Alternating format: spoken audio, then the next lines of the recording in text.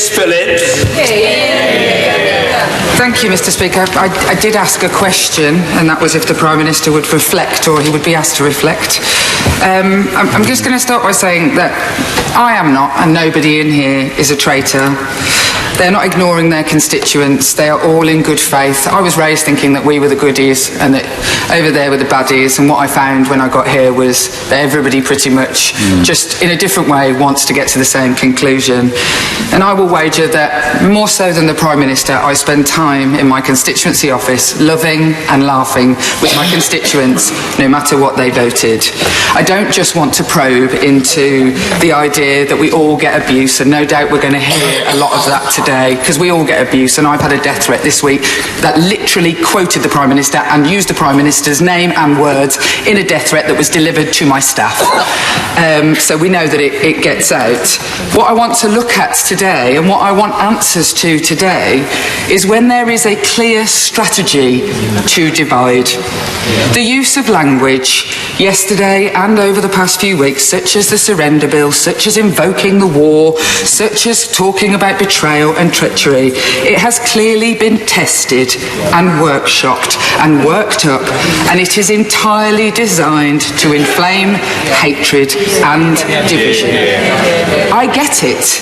It works. It is working. I mean, we're all ambitious. I'm not going to pretend that I'm not ambitious, but I also have a soul. It is not sincere. It is totally planned. That's right. It is completely and utterly a part of a strategy designed by somebody to harm and cause hatred in our country.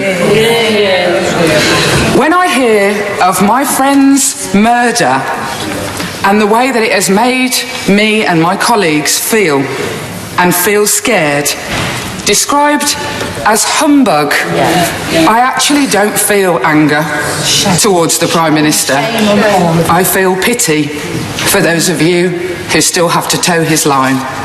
You, the people opposite me, know how appalling it was to describe the murder of my friend as mere humbug. Can I ask everybody to act with calm and dignity in this moment?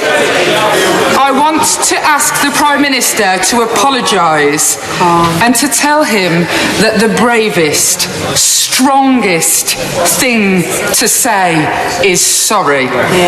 It will make him look good. It will not upset the people who want Brexit in this country if he acts for once like a statesman.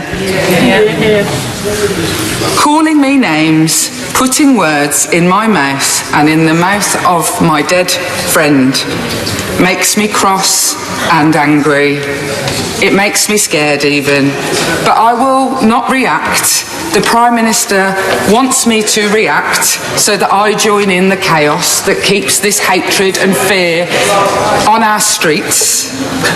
I simply ask the Minister today to request to the Prime Minister, who's notable by his bravery today, I ask him